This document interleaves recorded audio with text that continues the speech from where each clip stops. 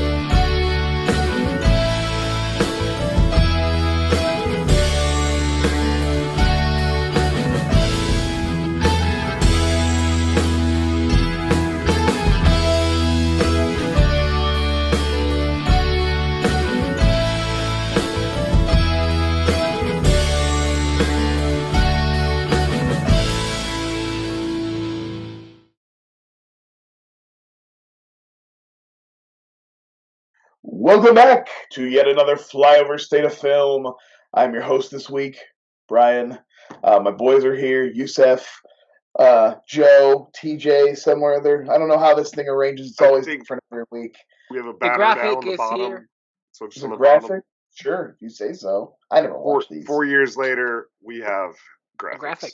Yeah. I gotta watch these. I just do them. I don't know. I'm a star, man. I don't have time to look backwards. I'm always moving forwards. I'm an actor's actor. You know what I mean? Like I'm a serious artist. Yeah.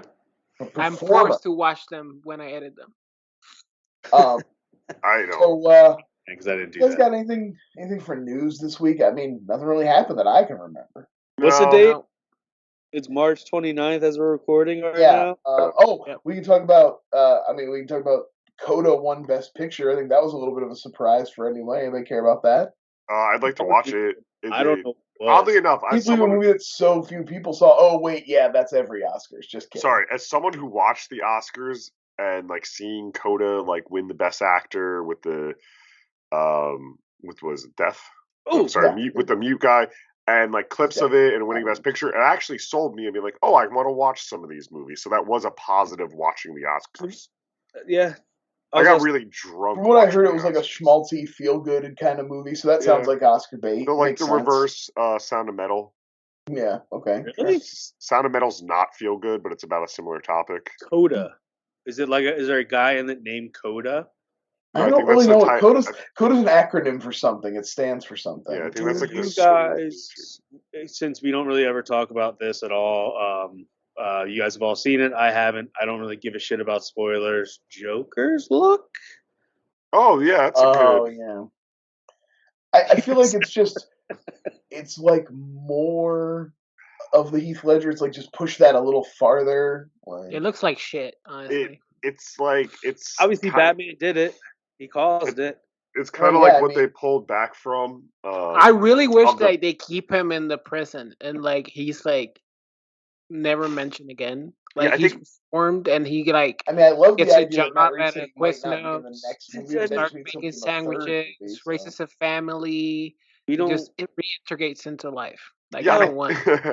He already foreshadowed it. The anniversary thing, you gotta fucking see it. As much as I agree with you, I would let them just be like, and I don't even want to see him again till the third. Maybe No, I wouldn't want to see him again. I think Matt Reeves is smart enough to not make him the focus of the movie.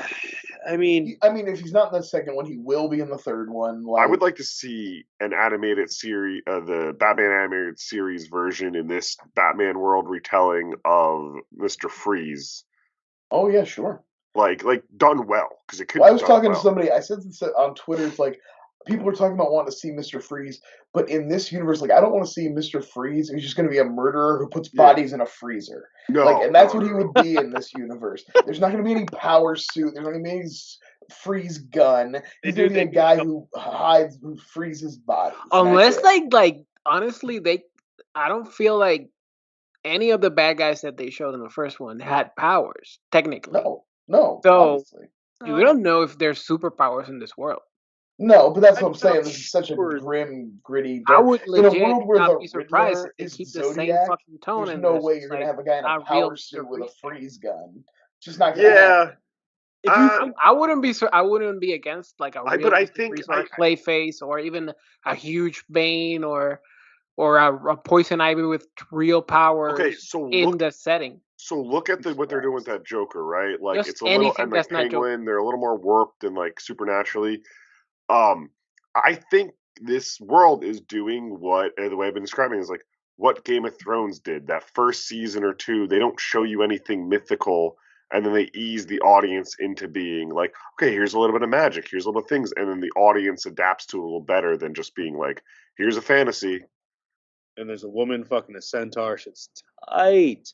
I don't think you're gonna get like. What do you think about it? Other than I almost was gonna say there's not really like main. If you get into it, main villains that have necessarily supernatural magical powers, but Poison Ivy kind of is. Poison Ivy, Bane, Clayface. If you cast it right, I don't want to talk about the movie that I fucking hate, but if you casted somebody like a Clegane. Bane is one of the. He's like a crossover. He's realistic enough that you could do a version where steroids exist, still use the venom and actually got bigger. Like you do it with a special effect, but you do it very realistic, and have him get big. Have him get like not just quite get Lou Ferrigno, make him intimidating or whatever. Oh my hip! He'd be a character you could use to kind of bridge that gap. He's like right in the middle there. But like I want Man Bat. Like I literally want like a werewolf but a giant bat. That's Ooh, you'll be really good at starring in that. Will Smith. That's a transition, gentlemen. You guys ever seen a transition like that? Topic. Oh yeah. So, obviously, I don't know why this popped in my head. I think I was watching like Independence Day a couple of days ago, but like arguably one of Will Smith's last good roles that he's done in, I don't know, 15, 20 years-ish. If you guys have any underrated ones, that's fine. But I'm pretty sure you probably don't. So what can we do as Flyboys, a collective group of really smart people, to get Will Smith back in the news, back, doing his thing again, being the Will Smith, getting jiggy with it. Like, he's been so quiet. Like, there's got to be a role or a movie or a director that can pull him out of the swamp and get him back on the forefront of all our minds. You know what I mean? Because, to be honest, I haven't thought about Will Smith in a long time. Anyone got one off the top of the dome? I mean, yeah. Allow me to start. And then I have an idea here. So, his whole career jump starts off of like 2 action comedies, right? You got Independence Day and Men in Black, and then Bad Boys also, so action comedy was his bread and butter, and he has gone away from that. Aside from coming back to do one more Bad Boys, he hasn't really like leaned back into that. So I was thinking like late 70s period movie, like The Nice Guys, but with Will Smith. So like an action comedy, but like written smart and like, make it look, he could give him cool 70s outfits and shit, let him drive really cool cars. Would you have him play it by himself or give him like... Yeah, would there be... I think you could do it either way. It could be just a starring vehicle, but I feel like if it's just a starring vehicle, just him, it feels a little too much like a Shaft rip. Like, you almost have to team him up with somebody like... Luke Wilson? No, not Luke. What the hell? Luke Wilson? Luke Wilson? You didn't even give him Owen?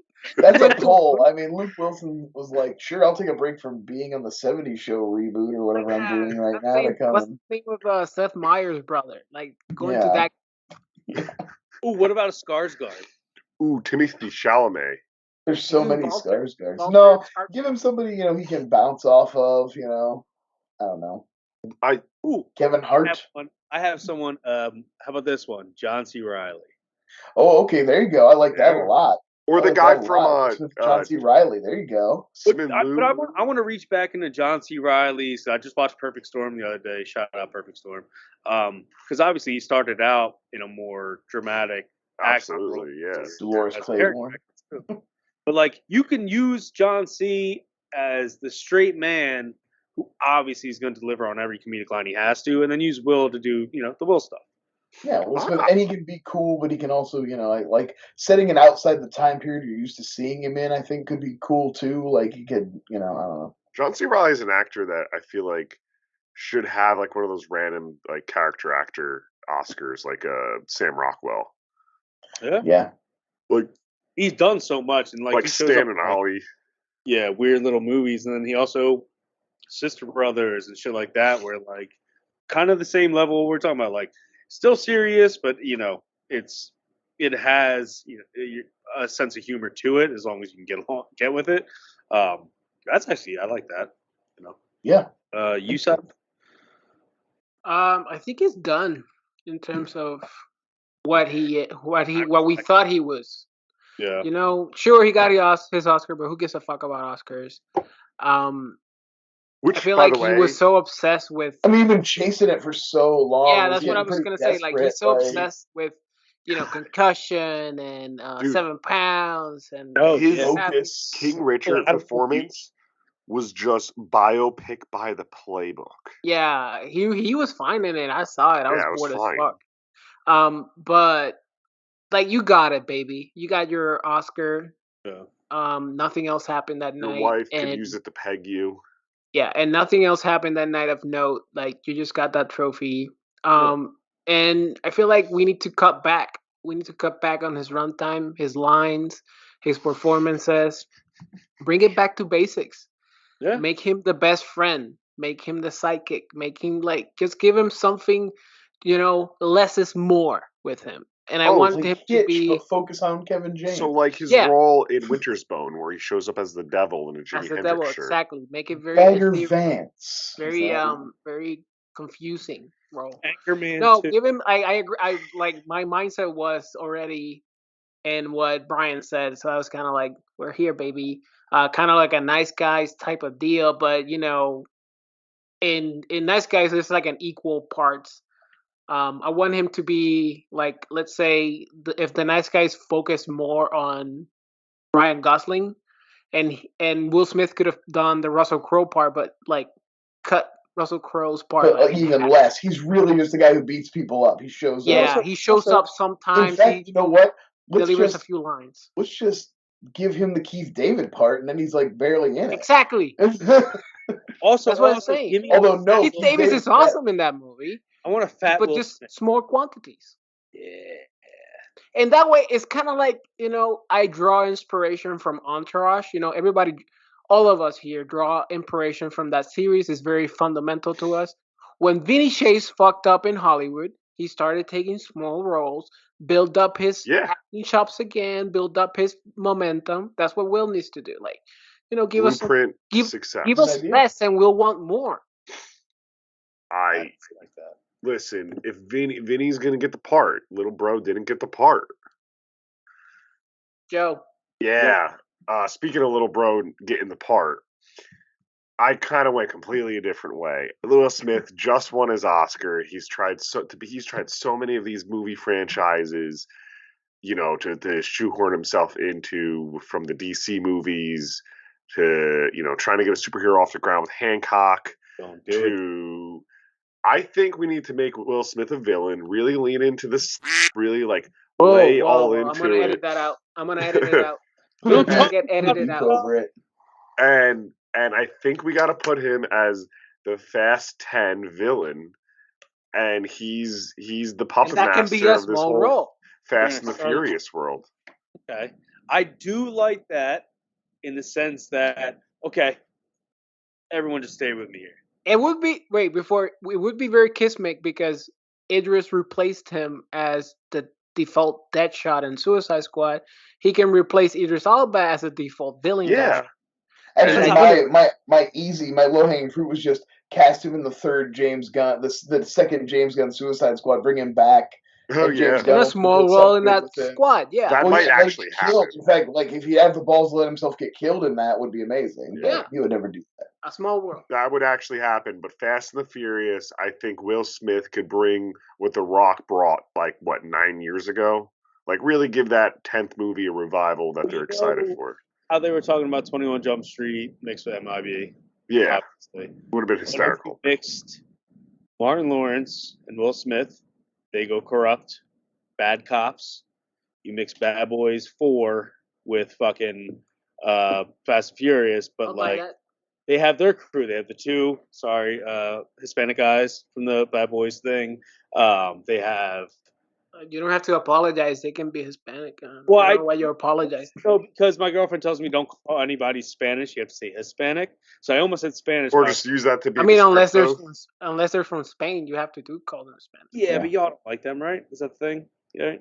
So anyway. I'm so glad no one watches this show. I don't like this at all. Fuck those colonizers, assholes. See? Fuck them. Fuck them. So Brian, fuck them and their Catholic religion. Fuck so Brian, how have you been? Did you go to church this weekend? Well, my whole idea too, because I like Joe's idea. I was thinking I don't know why I combined these two together, but Chris Rock tried to have a reigniting of his dramatic side with the horror franchise Spiral, right? Okay. I was thinking throw Will Smith into. I don't think he's ever tipped his toes in any type of horror at all. No. I Am Legend. Yeah. I mean, that's his last maybe good movie. That's true. Yeah, but I'm talking about horror, in its roots. Yeah, I know what you mean. That's I think that's the closest. You know? What if we did Conjuring style with Will Smith, and he's almost doing a haunted mansion, but a real one? No reason why I would together. I would have to accept if someone chose I Am Legend as their movie, if I asked someone to be a guest, I wouldn't say no to it. Supposedly, to go on Fear. They're working on a sequel to that right now. Oh, with Michael B. Jordan, I think. Yeah. I've no interest. I'm talking about either a contained horror movie with him, or even something along the lines of not necessarily contained, but is a Descent, but Will Smith climbing mountains and runs into a fucking Yeti. Yeah, but jacked fighting a Yeti. He does one of those.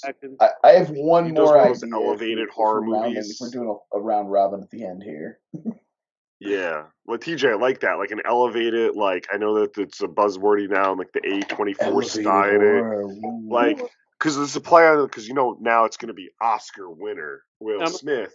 Yeah, he could be in a boring ass nothing happens horror movie where he just gets to act, but who gives a shit? But this kind of makes sense. This kind of wraps everything all together. Brian will love this. If we put Will Smith in with a really strong 3 other guys and did a ritual style horror movie where Will Smith is just another dude. One of the 4 guys, yeah. A small role. He's not the lead, but Charlie fucking Day is the lead. You know what I mean? Weird shit like that. Throw 4 guys. Be the guy that gets Charlie Day deserves better. Yes. I don't I feel like Charlie Day is better than that. Can I give one more idea? More idea. Will Smith gets serious, trains his ass off, and he's in the 4th John Wick movie as the head of the high table. And you get a big fight between him and Keanu at the end to kind of play into the he was supposed to be Neo thing. That's fucking sick. Right? I just thought of that while we were talking, and that's my favorite idea now. These are all ideas that can happen, too.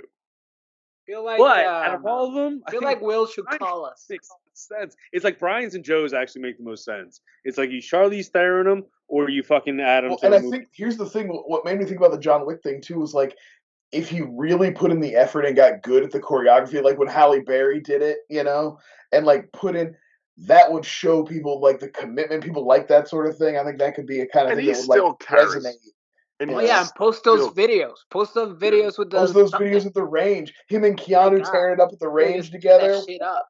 And he's still at the end of the day, he's still charismatic when he needs to turn it on. We're just in the lowest fucking. His charisma will slap you in the face with so much fun and nice guy. I showed he's a big guy and he likes to hit. So coincidentally, I showed Laura the first Men in Black, the first Men in Black ever, last week.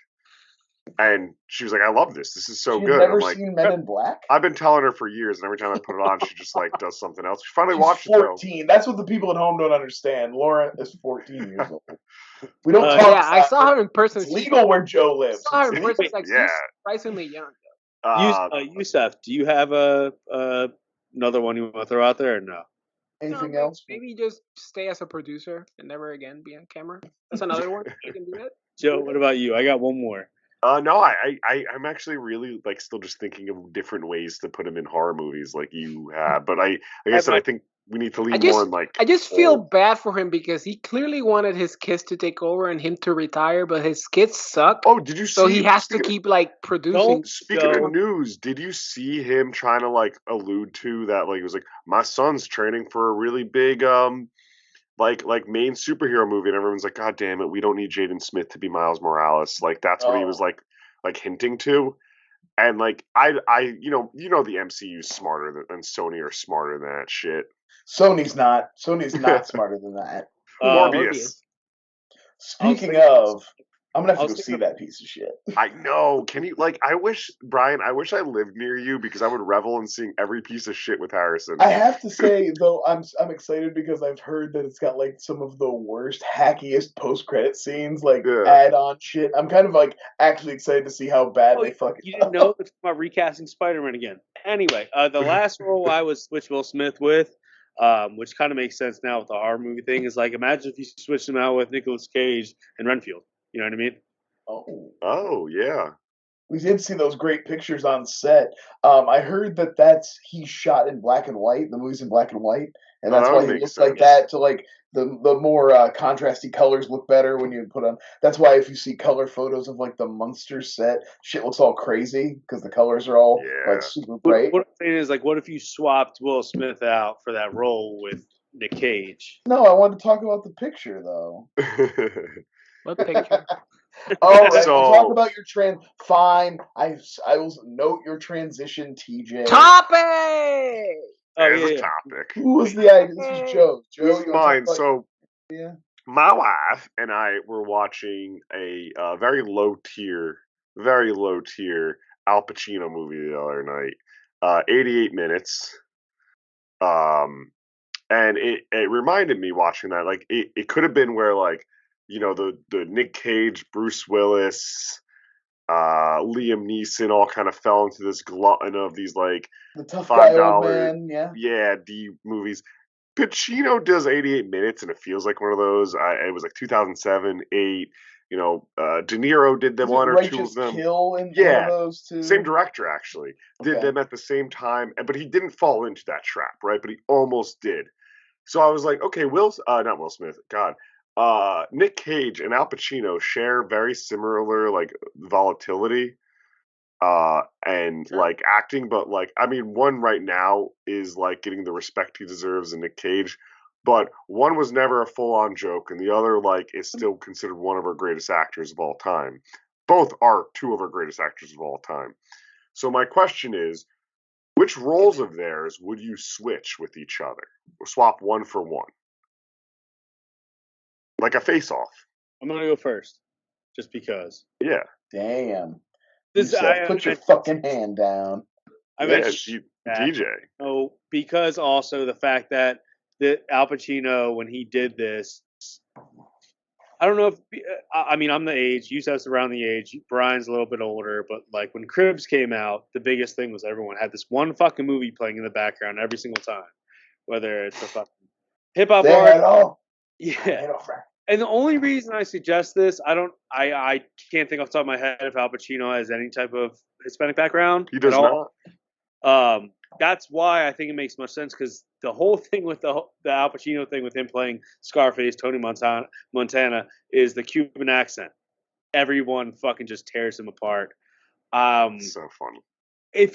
It's like, what, I don't know how old is Nic Cage? He's probably still in his like. He was the background in Fast Times at Ridgemont High, I think it was. He's like 20 or something, 80 or 81. He's like 18. How old Pacino is this time? He's probably like in his mid. Doesn't matter. This is magic, baby. Yeah, just magic. You can swap them out. Perfect age. Just imagine. Yeah, just whatever age you want. Castor Troy age. Thing like, because like they did the 30s Scarface with Italians. They did the 80s one with Cuban immigrants. And I'm like, why not? I'm not talking about remake that one, but do another one and do like... No, I'm not going to touch that. Just go back. That was going to happen. TJ, what you were thinking was in development for years from Jay-Z. What was that? Oh. Doing it with people of color. Yeah, don't also, do it. So I'm going to leave that one out. Guys. I was going to be like a Ukrainian. An American Gangster. Anything like that. Ooh, that might come up later. It might. It's on my list. It absolutely will. Damn it. But I'm thinking like that's like a role that Cage is known for being outrageous. Cage is also known for maybe throwing the worst accents out there for some reason for certain characters. That I wouldn't mind seeing him decked out in a white fucking lapel or whatever the hell he wears. Not lapel, that's Austin Powers thing, right? The collar, the whole nine. Michelle Pfeiffer or anyone else you could think of in those. Oh roles. No, he's good. You have to put him in Scarface. I want him to be coked up. I don't want like fake powder sugar on the table. I want actual cocaine. Tony Montana, Nicolas Cage would be a treat. I love this pick. But I just think that so Pacino isn't that great at action, but Nic Cage is. Like, so what are you going to put Al Pacino in? Oh, he's going to be the lead boss that Tony, like when he shot. I don't know. No, TJ. What are you going to put Al Pacino? Al Pacino's got to go into a Nic Cage movie now. Yeah, it's a face-off. That's how the magic works, baby. 1 for 1. The spell is not complete, and you go back to being a virgin. Damn. Yeah. Okay. We'll go something very simple. We can circle back around. We'll give TJ time to think. Let's circle back around. Yeah, thanks for going first. The whole question.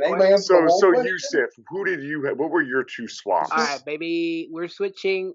Nic Cage has a lot of facial expressions and outburst. There is a role that Al Pacino has a lot of facial expressions and outbursts, his entire filmography. But I would love to see him pretend to be blind. I'm giving him Scent of a Woman, baby. I want Al Pacino's Scent of a Woman, but it's Nic Cage, and he's with Robin. What's his name? McDonald?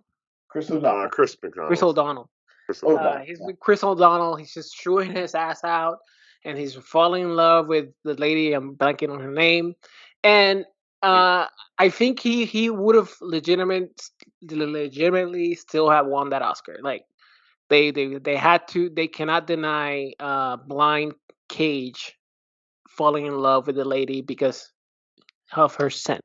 Man, could I just acknowledge that if that were the case, Nic Cage wins in 1992, and then again in 1995, best actor Oscars. As he should have. Just wanted to throw that out there. And I know that TJ already kind of mentioned that Al Pacino's not great at action, but we haven't seen it outside of a few shootouts that technically don't count as action. Like Heat maybe is the most. But that's like a moment in the movie. Him running in 88 minutes, old Al Pacino, is the funniest thing. Because he's just waddling, and it's a long shot. And he's like, Shelly, I need I love watching old men run in movies. Samuel Jackson in Marvel and Captain Marvel, yeah. But one scene in Godfather, he does no action in that, just shooting a gun. Same thing. Yeah, there's no action. So the best way we could disguise his lack of acting ability, but still satiate this need to fill in the hole of him having an action movie in his filmography because he doesn't have one, is gone in 60 seconds. So we're going to swap in Al Pacino into that role. He's going to be stealing cars. He's going to be driving fast. He's going to be fucking Angelina Jolie. It's going to be amazing. It's going to be amazing. It's going to be fun.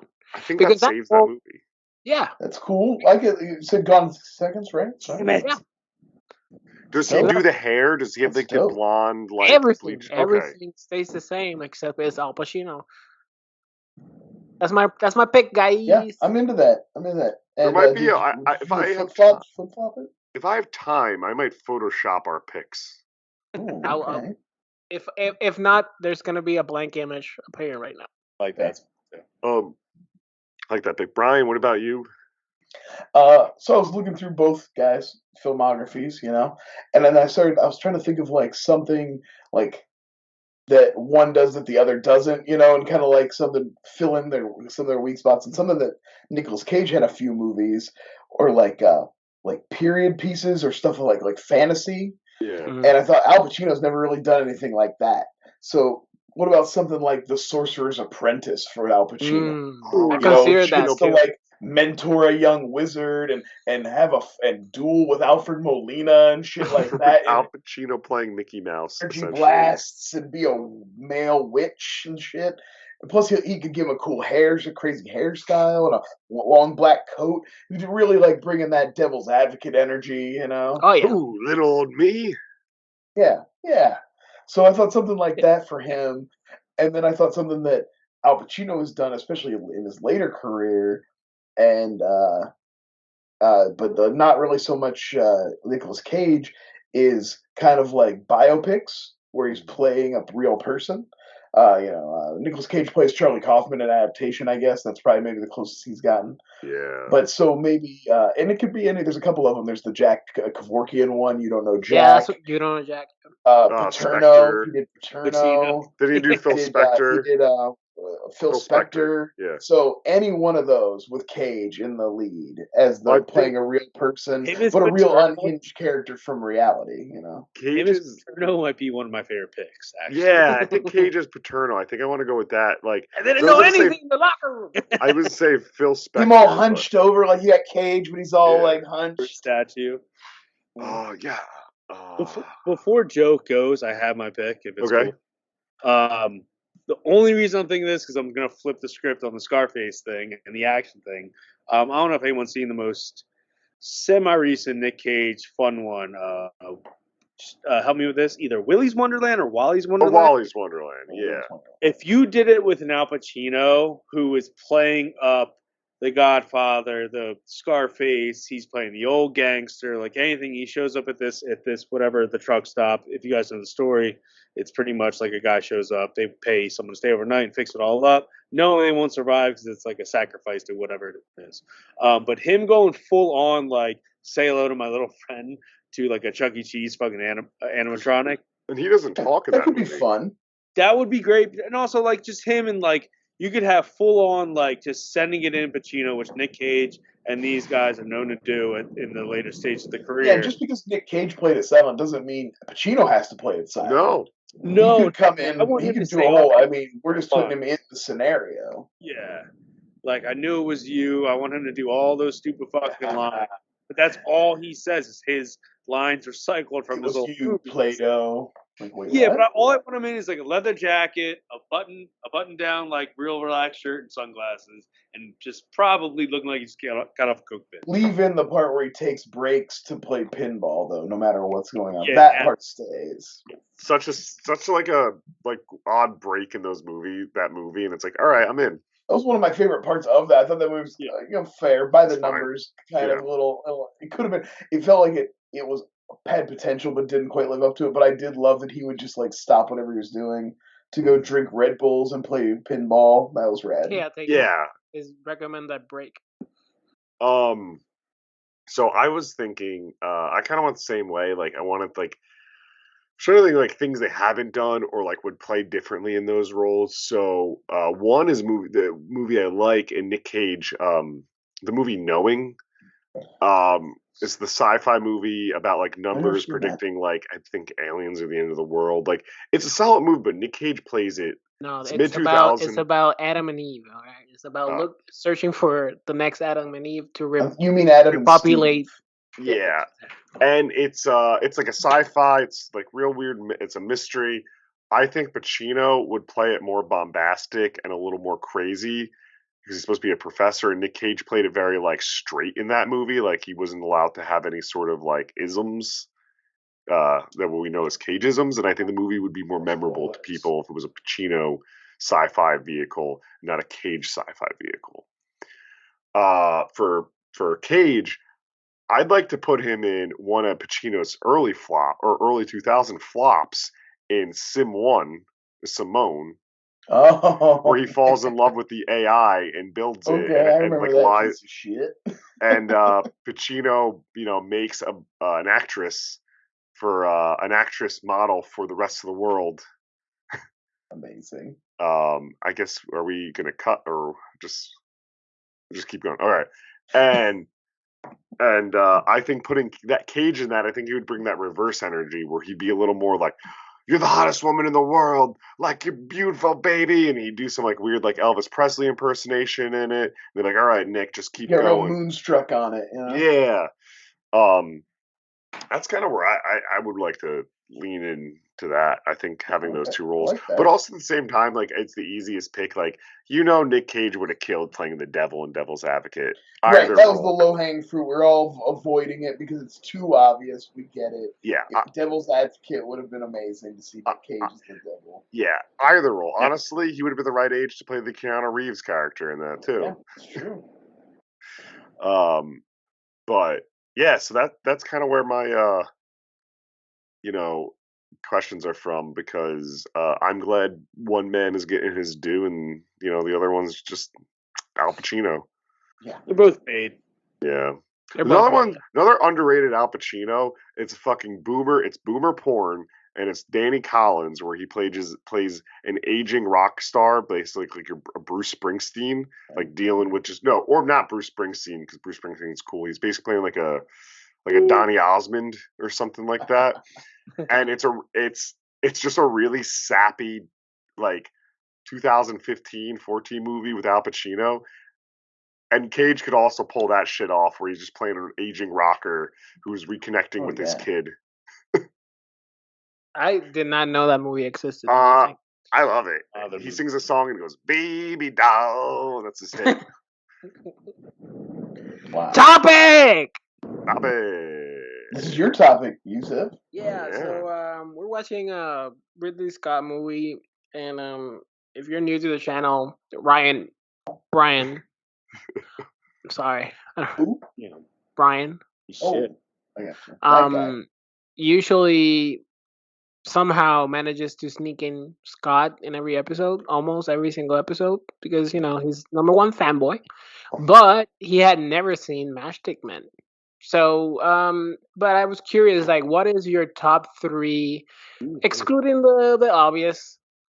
Yeah, we kind of have to take Alien off the table because it would be in everybody's top 3. And always, and I think Blade Runner 2, I think, is a low hanging fruit. I left Blade Runner off of my list only because I actually didn't really start to appreciate Blade Runner until after 2049 came out a couple of years ago, and now I like it even more. I guess I always appreciate the wrong word. I always knew it was a technical achievement, but I never really drew me in as much. And for us.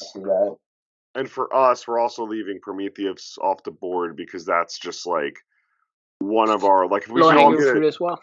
If we could all get it, I left basically all the Alien. I left Covenant off too because I do enjoy Alien Covenant. I don't know if it would have made my top 3, but I do like it. But I just left all the Alien stuff off the board.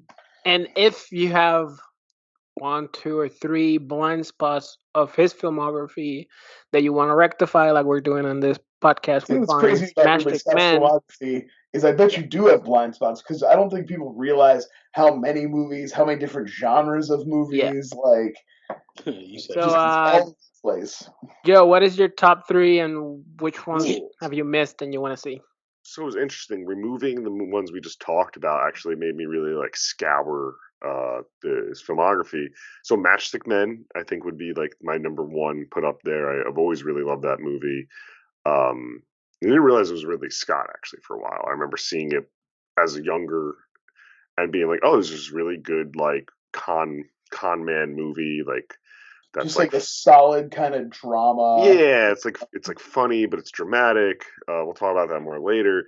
And then 2 and 3, I got to go with 2, Gladiator. It was just it's a shoe-in. Best Picture winner. And the funny thing about Gladiator is they had to make they put so much realistic stuff in it, they had to take stuff out of it to make it seem plausible, because some of the things gladiators did back in the day, doing ads for olive oil, seemed fake, but it was real. And then 3, a more newer one, The Martian. I think The Martian's a really solid movie that got goofed on way too quick. Martian actually made my top 3 list too. Yeah. So, fun fact about The Martian is Laura and I went to a day kind of it was a homecoming thing, back right out of college. We went back to my college, and we had to go back home that night. So it was a 2-hour drive. So, but everyone else went to the bar, and to kill time, I was like, "Oh, Laura, there's the town theater. It's $5. I'm pretty drunk, or at the time, I need to sober up before we drive. Let's go to the movies and fall asleep basically until we gotta leave." we went to go see The Martian, and we both just watched the 2.5 hours. It was too captivating to get my. And we were like, "That was great!" And then we were, I was already on the adrenaline high and relaxed to be able to do the 1.5-hour drive and very sober. But I've watched The Martian quite a few times as well. Yeah, that definitely is a good movie theater experience, and it had I don't know, maybe was my specific screening, but it had a good energy. This type of movies that you watch in public and then everybody's having a good time and you can feel that energy in the room. That was the because it's a disaster movie, but it's also upbeat somehow. Yeah. It's very hopeful. I just like when he runs out of ketchup. That's my favorite part. Where he's eating potatoes. That shitty ass potato. And does he do toothpaste? I think, or something weird shit. He's like, I'm just gonna try it. And for a movie like that, which happens so frequently now, it doesn't overstay its welcome. It's perfectly paced. That's cool. But to be fair, like many Ridley Scott movies, there is an extended cut. Oh, I did not know that. I fucking love director cuts. With most Ridley Scott movies too, it's the rewatchability for all of them is because even if you've seen them like Brian or Prometheus a bajillion times, I watched them 3 times in the last 2 days. I don't know why. It's just easy. It's comfort food, baby. You catch weird shit that you didn't see the fucking, the first 25 times you've seen it. Yeah. And The Martian, there's weird things you catch. All the movies he does, Gladiator, there's stuff you catch, which is tight. That's why I love it. I like good movies. So what are your picks, TJ? Do you have something that you want to watch that you haven't watched? Okay, we're gonna get to those now. We're gonna do both. We're just gonna do both. Okay. Yeah, so I realize I've only ever seen bits and pieces of Thelma and Louise. I've never given it the attention it deserves. I think I went a couple of years ago. I sat down and watched it. But I didn't watch it. So I know we're not saying it, but it slaps. Yeah. Then Legend, which I've only ever heard about. I know it's like a black sheep of his movies. Yeah, I don't know why. I think it's just because it's a big swing. But I mean, iconic Tim Curry performance, if nothing else. That's no, I want to add it to my list. It wasn't on my list. No, it's added. Yeah, Tom Cruise fantasy shit. I would like to watch Legend. It could be really good. And then The Last Duel. I know it's recent, so it's kind of like saying House of Absolutely, that was good. I was going to give that an honorable mention because it's an excellent movie. Ridley Scott put out 2 movies this year, and both got a lot of attention, and he got a lot of attention.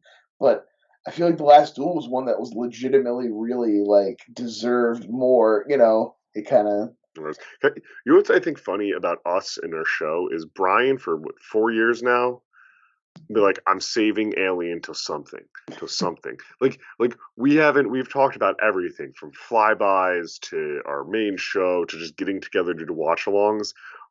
And every time Aliens floated around for anything, Brian's like, no, not yet. I mean, I have talked about Alien, I think, a couple times on something. No, I know. I just was thinking about that with this question of I could have you on Fear and we could talk about Alien and do literally a 6-part series of all of the Alien films. But yeah, for sure. It's gonna be a 3-hour rated, the least viewed episodes. No. After The Omen, we would. Fear has ever produced. You made a 2-hour episode, and you're wondering why the fuck nobody wanted to watch. Hey guys, after The Omen one, we're just gonna split it up in different. We're gonna talk about it at different points. TJ, TJ, what do you got? For once, to play off Prometheus and those type of movies, Covenant for me. A lot of people hate on it, but I think it's one of those. It's especially the first 2 acts. The third act falls off a little for me because it tries to kind of shift gears, but the first 2 acts moody and creepy and scary and I just honestly, I know it's not Alien Thug, but I just honestly hate the fact that he just undid Prometheus in YouTube clips, and then he's like, all right, so this is my movie now, and I was like, fuck you. I entered with such a sour taste in my mouth that I haven't been able to watch it again. Well, those YouTube clip should have been in the movie. Like both that one and the one of the crew, like having their last meal before their cryo sleep, should have both been in the movie. By the way, it sucks we'll never get like a director's cut of it either. The crew was like that scene that Brian was talking about was in the trailer, I believe, and they just kind of like left it all out. But they did the cool thing they did with Drew Barrymore. Yeah, James Franco was fucking like stud at the time coming out. I don't want to call him a stud. Fuck. Cut that out. Cancel. Yeah. But doing his thing, and then they kill him, in the first fucking spoilers, 10 minutes of it and whatever they do. But it's also like a nice, it has a Prometheus, like it's beautiful, it looks amazing, but also has like the alien horrorness of it, where like the shower scene, the couple, and like you have a very like small group of people that, I don't know the scene where the girl comes back to the ship and she gets locked in the like quarantine room with the guy and the thing comes out. That shit is horrific. It's very scary. And that's like one of the things they use for the trailer, and like the shower scene. Like all that's fucking great. Yeah, they used the trailer, the aliens on the ship, like on top of the ship in every marketing. It was like, oh shit, what is this? Like smashing the head into the glass and stuff. Like that's things like I would like to see, because obviously in Prometheus, when the alien shows itself, that was a lot of like ridicule. People like, oh, it doesn't look like it, but like the whole thing with Ridley Scott's like alien movies, like it's all about evolution of these, the parasite or whatever it is at the beginning. Brian mentioned this earlier. American Gangster for me was a huge one. That's in my top 3. Yeah. That's a great movie. Right out of high school. That's on to revisit for me actually, because I kind of got hung up on that. I didn't love the true story aspect of it, and I think I need to just give it another chance. I don't like with those, and this is just like sounds like such an old man thing to me to say. Like I like that movie. I didn't like the glorification of the man trying to make him seem like he was like. I think that's what I got hung up on too. Frank Lucas thing. Yeah, like he was better than being a heroin like kingpin. It was like he sold heroin. Because Great he movie. turned on his friends. He's the good guy now. It's like I kind of got hung up on that too, but I think I did. It was on my list to revisit. It's a great movie. I don't know what the series was called. There's a series on like BET and something else. It was all about like, no, it was like about not Power, not nothing like that. It was like a real like documentary thing where they did about all these different small time like Nicky Smalls and Freeway Rick Ross and like the actual gangsters behind the personas that these new gangsters are doing, and they use like. What's his name? Who played not Terrence Howard? Who's Cuba Gooding Jr.'s played Nicky Smalls in the movie, and like they're taking all these like gangsters from the 80s and 90s that you've ever read about or heard people sing about or rap about and stuff like that, throwing in a movie, and I just having Ridley Scott behind it, Russell Crowe, after Gladiator and stuff like that, and then throwing Denzel Washington in it with the Frank Lucas. They also had that middling Robin Hood movie they did together. Yeah, how was that? I think they did. What it is just fine. Dude, it's just not. It's kind of like, all right, whatever. They did Robin Hood together, but you know what is also really silly? Speaking of that, every time I think I'm looking on the side right now, Body of Lies.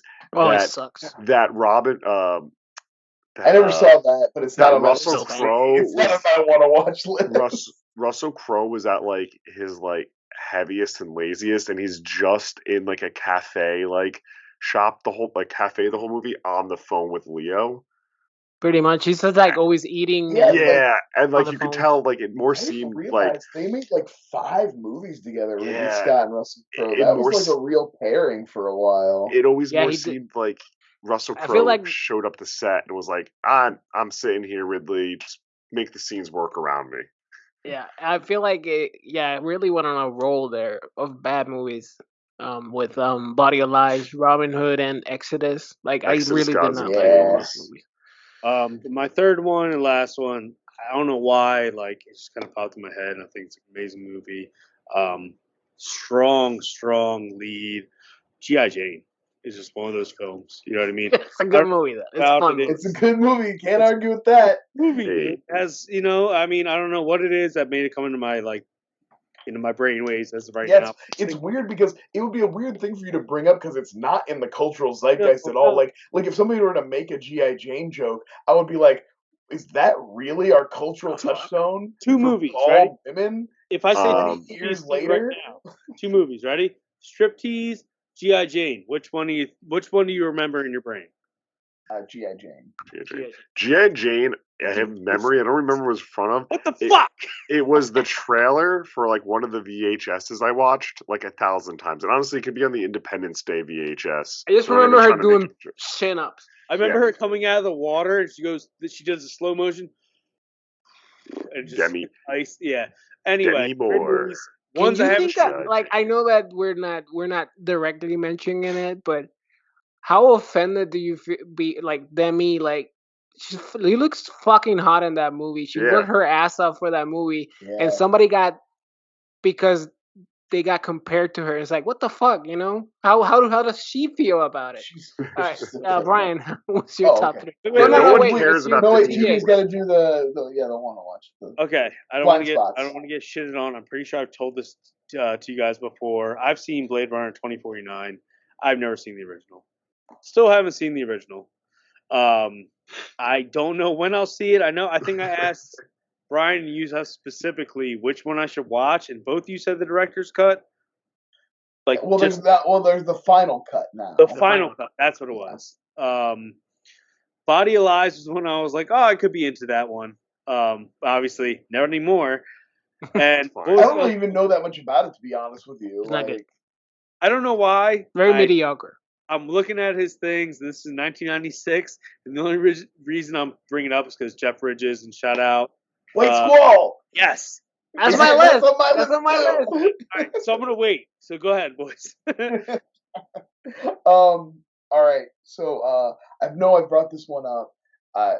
Somebody introduced it to me about 10 years ago, and I've been singing its praises ever since. It's Ridley's first movie before Alien, The Duelists. That makes one of my list. It's Harvey Keitel and Keith Carradine. They're playing soldiers in the Napoleonic Wars, the French Wars, and basically they kind of keep. What? Really? Yeah. This is true. This is a real movie, and they basically there's like a misunderstanding, kind of like Harvey Keitel plays a real hothead, and he kind of gets offended, and so they have this duel, and it kind of like doesn't fully resolve. So like through the course of like 20 years, they keep running into each other and they have a series of duels throughout the movie. They have like 4 or 5 different duels, and it's just a really great movie, and it's beautiful, and it's early Ridley Scott, so you really get to see him like try. He's coming off of being a music video and commercial director, and he's like really trying to, he's opening up and stuff. And there's so many music video directors that's a topic. Best music video directors. So many people got their start in music videos. It's a great topic. Spike Jones. Write it down. Somebody write it down. Spike Jones has the funniest filmography. Does the last duel and the duelist have anything to do with each other? No, they're just different. He just likes that word. Yeah. They're great bookends.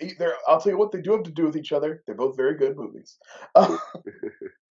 Okay, now this one I don't know. This one might get me some shit. It definitely was a black sheep at the time it came out. I don't know how history has treated it. Hannibal. Yes, I love that movie. It's the second best Hannibal Silence of the Lambs movie. Yeah, I mean, Hannibal Lecter movie. I think it's a good trilogy. I think it's the third best. Strong performances from Julianne Moore and Anthony Hopkins. It's a very interesting story and I don't know. It's again very beautifully shot. I think Manhunter is better. I like the movie. Yeah, I like Manhunter better. I think you're right. Well, I like the movie when it came out, but like obviously from you guys get me into Hannibal, the TV series. Fucking the best ever. It made me revisit it and kind of like it more because Hannibal, the TV series, gives you more in-depth look into the characters if you haven't read the books or anything like that. Where the movie obviously has to be, hour 90 minutes, hour, 2 hours. Yeah. Last time I watched Hannibal, I liked it, except I didn't think the stuff with Ray Liotta held up. The eating with him at the dinner table. Eating with at dinner table. Stuff with him at the end. Yeah, with the brain out of the head and like I was like, Well, it's out of place in the movie. Yeah, it feels a little like showy, like it's trying to top Silence of the Lambs. Yeah, That's good movie. Good movie though. Yeah, Hannibal the Cannibal. You really have to kind of feed into it. Like obviously in the show, they do the recipe. They show him feeding. Right, they really have time to flesh out the cooking. Yeah, this one he just like sliver the brain, makes the fucking eat it, blah blah blah. And Ray Liotta, shout out Ray Liotta, also playing like the tongue out, drooling, like just all over the. I like how he's like being all bawdy because he's fucked with his brain, so he's like doesn't have it. I mean, he was already kind of an asshole, but he's like even worse because he's been lobotomized. Yeah, Philip Seymour Hoffman. You know what I mean? He had a great fucking role in the goddamn movie, playing the TV journalist, whatever the fuck he is, type of thing, right? But I mean, that's one that was on my list, but I left it off because I thought all you guys would have picked that also. So, what's your third one? Well, I had The Martian as my third one. Yeah. And then I had an honorable mention for The Last Duel, which we talked about. So I do think I should maybe shout out Kingdom of Heaven. Yeah. A movie that was kind of like when it came out and got a director's cut that was much better and like really like improved. What is it with the studios not just letting Ridley Scott make like because they're so fucking long? Yeah, I think because Ridley Scott because 20 years ago Ridley Scott wanted to make 2.5-hour movies, and nowadays nobody cares. But back then they were like, hell no, you can't make a 2.5-hour movie. You can make an hour and 50-minute movie. That's what we'll give you. You know. So blind spots before I say mine and we move on. We're running long. And I mentioned White Squall. We talked about White Squall a little bit. Looks kind of like cross between an adventure movie and a courtroom drama, and I'm sure there's like some coming of age shit in there because it's like young men, college age young men. Was Ridley Scott the counselor? Yep. Yes, that's on my watch list too. That the counselor. It's one of those ones that I've heard people love and hate. So it's like it's got that polarizing, and so it makes me want to see it. And then House of Gucci is on my list too. I still want to see it. I'm like, when is House of Gucci coming to streaming? Gimme. Yeah, HBO Max release pretty soon, I bet. Yeah, it's gotta, right? It seems like it should have already happened. That's a get together with friends movie for us. And what was the other one? Just came to Hulu. A couple movies just came to Hulu, like pretty big releases. So I'm gonna shift around some picks. Just in case you guys picked. My top 3 is Thelma and Louise. That movie is so fucking good. I love how he managed to underline the severity of the situation. You know, they did kill somebody and they are being chased. And it deals with abuse and the R word and all that stuff. But at the same time, it feels like a fucking fun buddy road trip movie. Yeah, it does. It feels like a romp. And it's beautifully shot.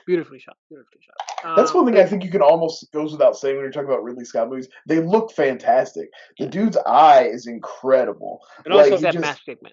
A great use of me too. They did a great use of they held hands with each other on the cliff, slapping somebody with it. It made a great DirecTV ad 30 years later.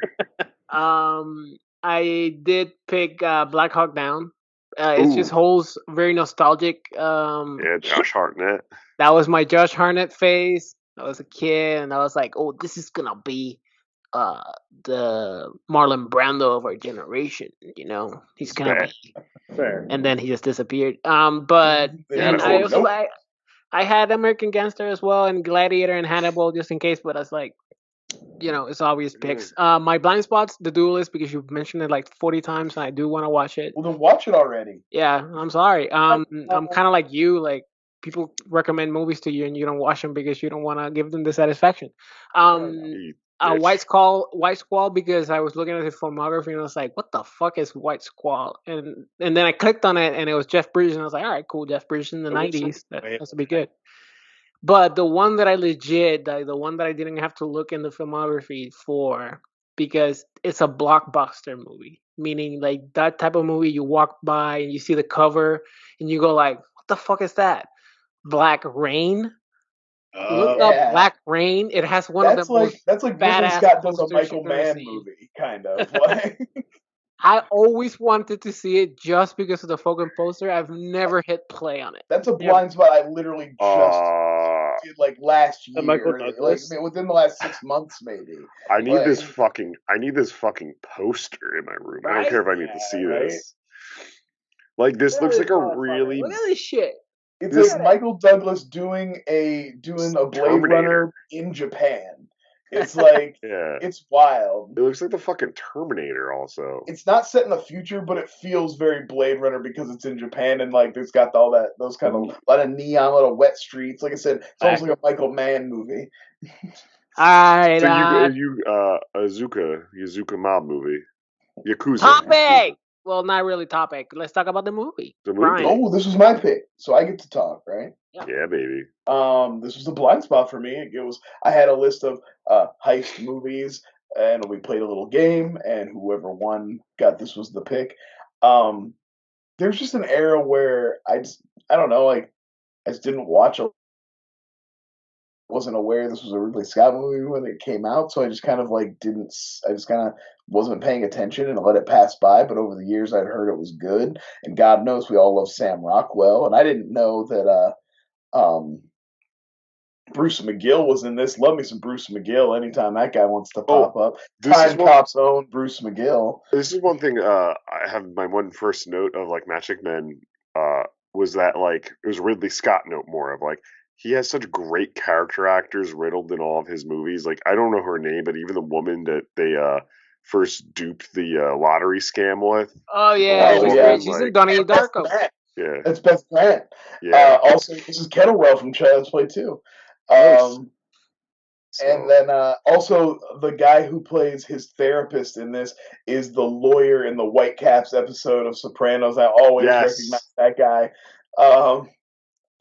But anyway, so this was I went in knowing that this was kind of like a heist/con movie, you know, and knowing that it had to do with him like reconnecting with his daughter or whatever.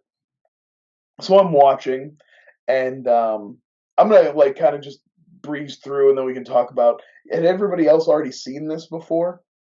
Yes. Is that vodka? You guys both had. Can I do a TJ moment? Not a TJ moment. Can I do a Joe moment and tell a personal story in the middle of a conversation? Holy shit! That's the point of the show. So I have a very weird connection with this movie. 12 years old, 13 years old. I've told many times in my school, first of Tuesdays, we got out at 11, so my aunt and my uncle would pick me up, go to Blockbuster or Video Avenue, rent 2 to 3 movies, donuts, food, movie time. This was one of those movies, and I have like this vivid fucking memory of feeling so sad, so betrayed, so bad for Nicolas Cage when that fucking twist happens.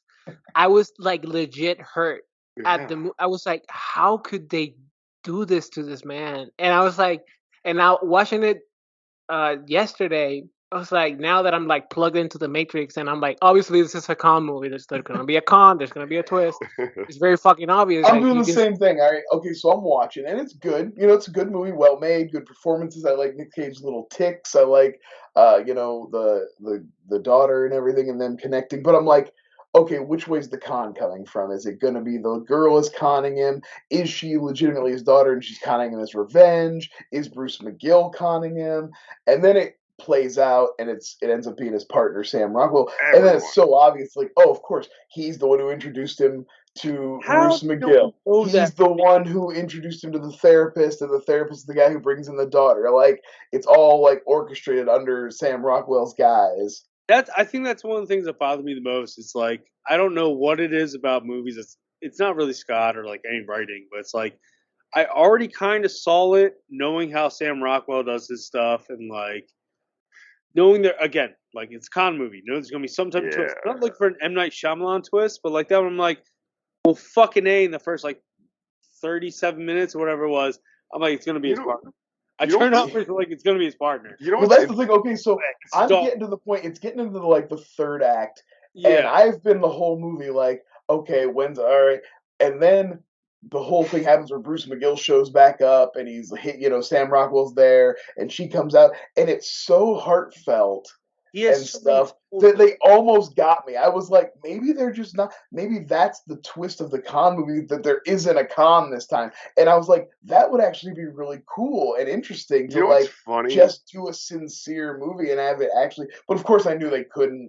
This isn't like, this is just, it's a Hollywood script and it was a good one, don't get me wrong, but we're in the we're not changing the wheel, reinventing the wheel here or whatever. Like, what's funny? The director would have been like, no Khan at the end, just fucking let it fly. Ridley Scott's like, gotta fucking Khan. Yeah, Ridley Scott's he's an old timer. He's like, you can't just. But it was at least. I'm not making No Country for Old Men here. We're doing like no. But I'll do give him the prop that one, I do miss being fooled by movies, but I do give him the prop that it was not just like I'm keeping the money, Kong. It's like I fucked up your entire life, Kong. Oh, you really thought you were. Well, and I'll tell you this. This is what got me at the end because I think we'll get into it, but I like this pretty well. It was fun. I liked at the end that the big climax of the movie isn't him chasing down Sam Rockwell and getting his money back or showing up in an office. It's a conversation between him and the girl, and then he goes home and he hugs his wife, or and he's got a baby. Like that, I love. I love that. Right now? I was like, I don't want to see him track Sam Rockwell. He broke his ticks, and he was like, the friends that we made along the way.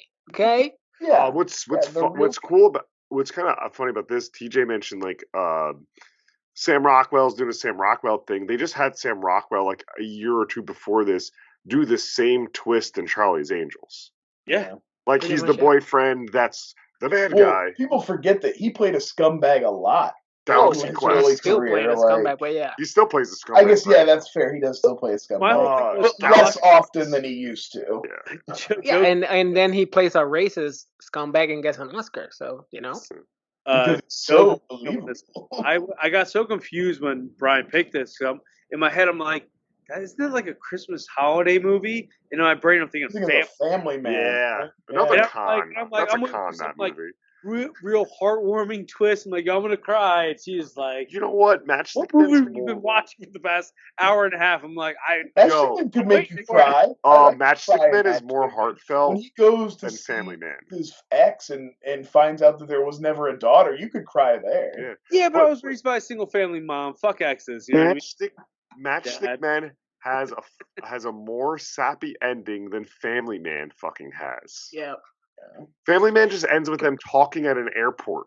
I know that we keep saying like that ending was like awesome and perfect, but can we talk about how fucking shitty that graphic was? The 1 year later graphic that looked like a fucking PowerPoint. It was very 2003. What the fuck? There's a lot of editing choices in this movie that I go like, what the fuck is happening? I like the little like 50s theme though. And Hollywood is like obsessed with this like over like this almost like spectrum OCD level. Like you see it a lot in movies where it's like 1, 2, 3, and it's like this like it can't be like OCD like I like to organize my files. It always has to be like a guy who is so compulsive about cleaning would never smoke this much. There's too much dirt and grime and shit that goes along with smoking. You could never, you can't have a character. He must stink. Incongruous to have a character who is so obsessed with cleanliness. He smoke that much. He smokes and eats tuna. He must stink. Yeah, he had to have a scene where he drenches himself the Axe body wash back then. Just gonna be like. I feel like that's one of the biggest issues that I have with the movie is in terms of his character, because I do enjoy the movie and it's fun, and I always like a high con movie. It's just and good performances, good cast, everything's great, But it's that it's the inconsistency. 24 in this, that's crazy. The inconsistency with his character, he essentially becomes a normal person-ish towards the end because of this placebo effect that the pill is having on him. That's another question I had. the therapist is clearly in on the con, but is he a real therapist? But he's giving good therapy. Nicolas Cage. I mean, I'm sure he has some type of actual background in it, where if the certain character that Nicolas Cage plays, like I could be a therapist to him, and just play around. You're outlining everything. You're not actually digging in. You're just outlining, asking a question, get an answer back, and you outline again.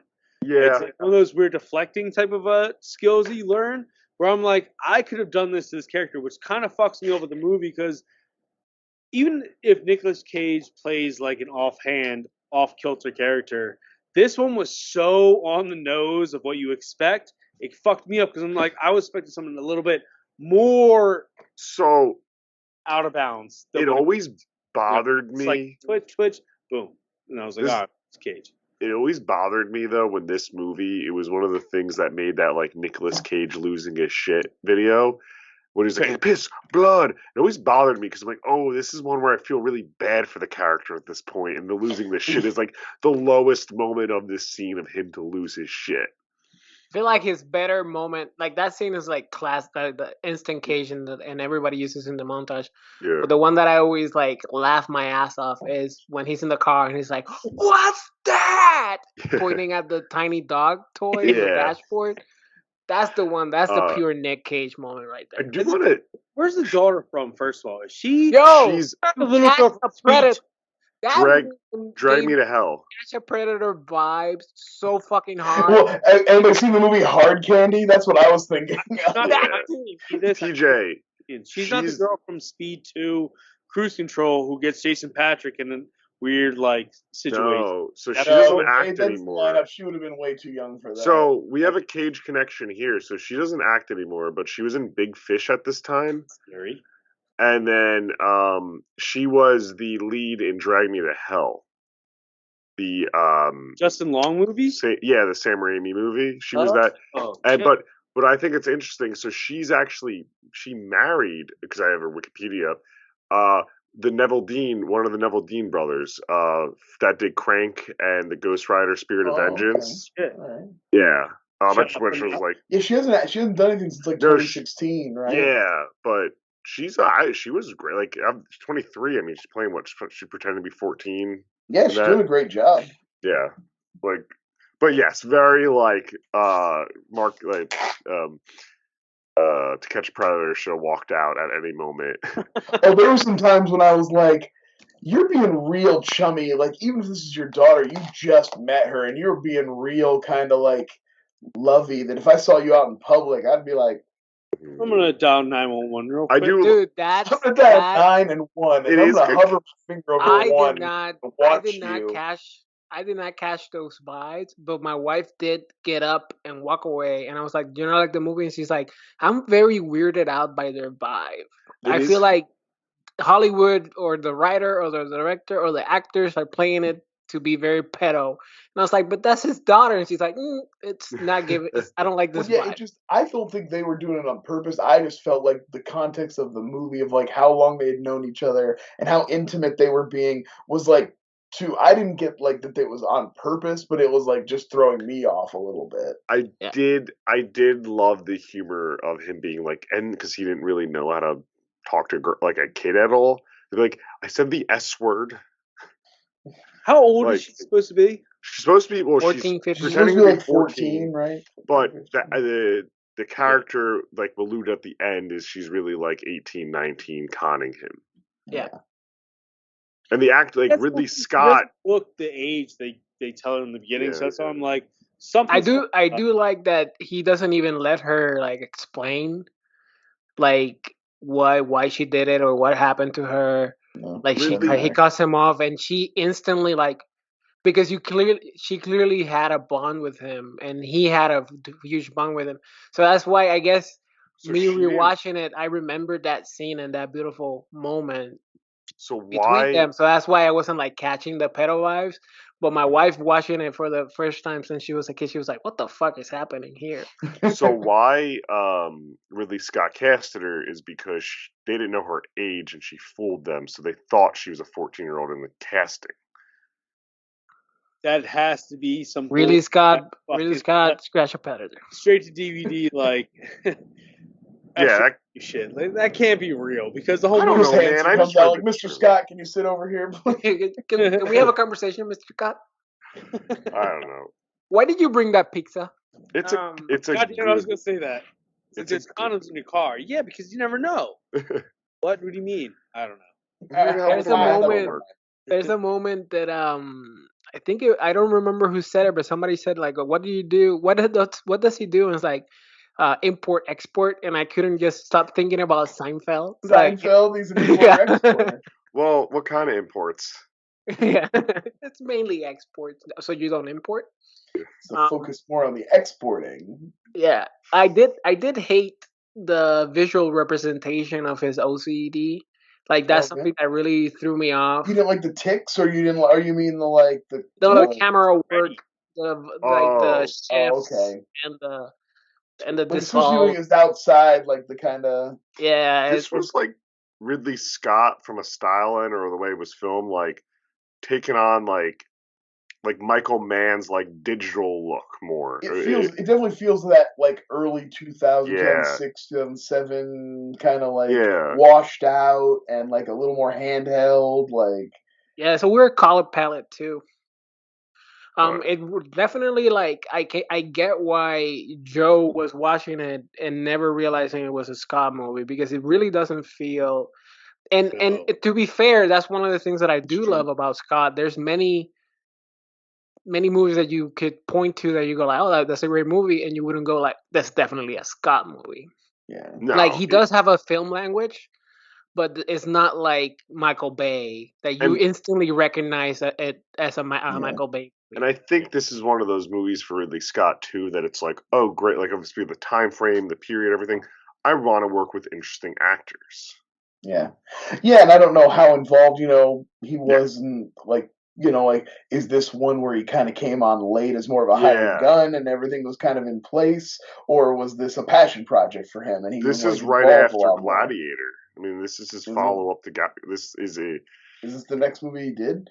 Did he do Hannibal in between? Yeah, you're right. You're right. Yeah. So he does Hannibal after getting that Oscar, and then does Matchstick Men. It looks like so he went big, small. Yeah, just small. Gangster, right? 2007. So. Yeah, this is 2003. Yeah. Oh, shit. Yeah. Like this. Anything else, guys? No, it's just it's a solid dramedy. It's a fun movie. It's one of those movies that you can just pop in, and if you've seen it, you can like be like on your computer, on your phone, and every now and again you look up and you're like, it's fun. I would say the worst part about this is because Ridley Scott also is known for doing such like bombastic like blockbusters of it. Like when a movie like this kind of just falls beneath everything else, you're like, yeah, sure, maybe he did it. I get his like certain like taste in the film and everything that you would expect from a Scott movie, but I have an observation. It's like it's like Hollywood's like middling small answer to like Catch Me If You Can. Oh, okay. Yeah, kind of. Yeah, I can see that. You know, like they have that weird like 50s vibe to it each. It's a con movie, but this is like an isolated like sad con story. Yeah. And not like it's Paper Moon, right? I mean, that's kind of what it is. It's like I watched Dirty Rotten. It's definitely got that element to it, right? I was feeling the con last night when I watched it because the next movie I put in was Dirty Rotten Scoundrels. Ooh, nice.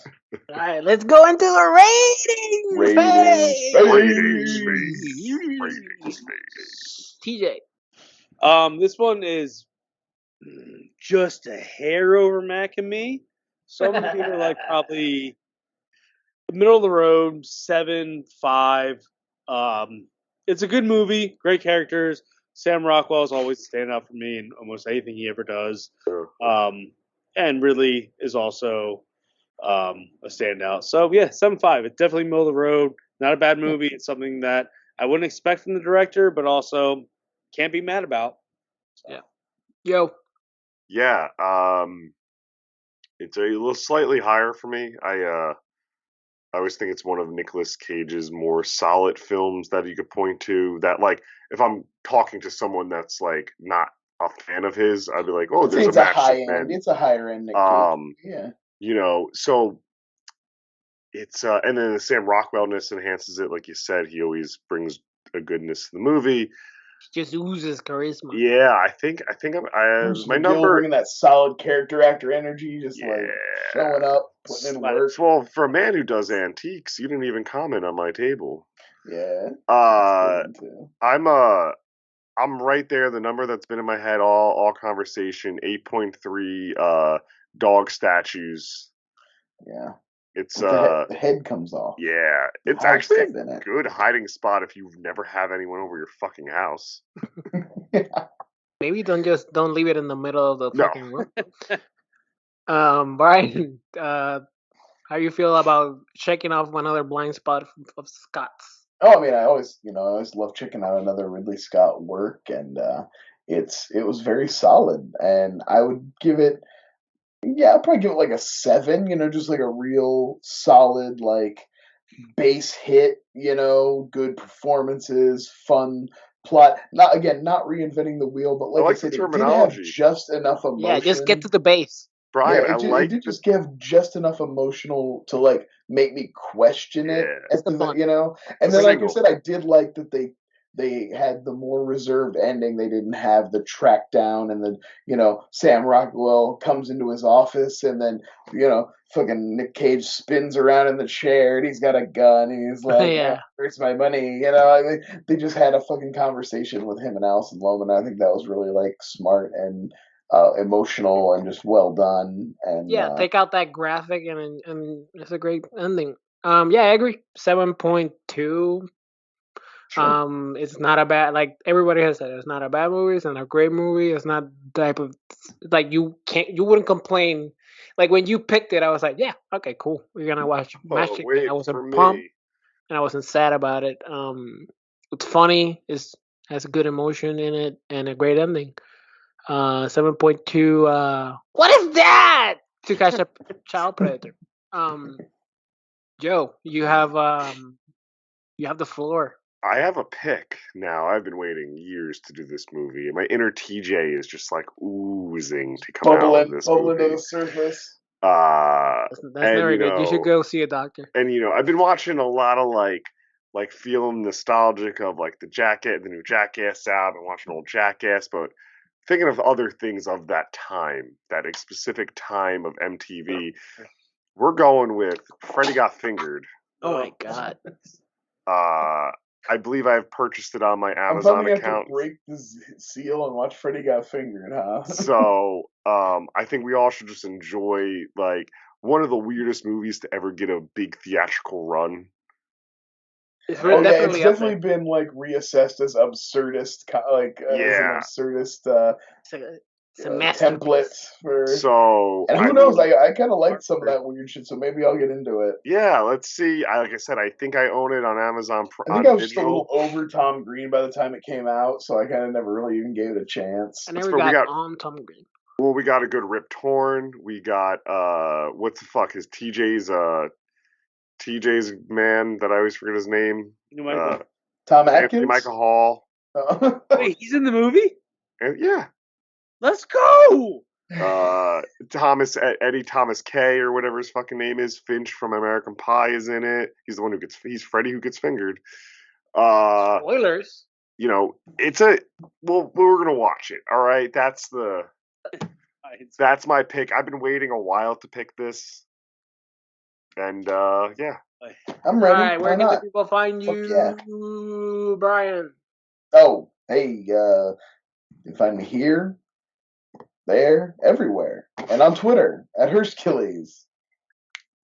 Brian, TJ. You guys are on Flyover State of Film YouTube right now. Make sure to check out the Flyover State of Fear. Also, we have a flyby coming out with Brian Youssef talking about wrestling, movies, Ready to Rumble, documentary on Andre Giant, right, boys? Yeah. So check those out. I'm sure they'll be dropping soon. Other than that, I love you, Will. Miss you. Joe. You can find it. TJ just said it all. You can find me here at Flyover State of Fear on YouTube and podcast. And you can follow that Twitter account, which is fairly active, and just me, Chandanga1.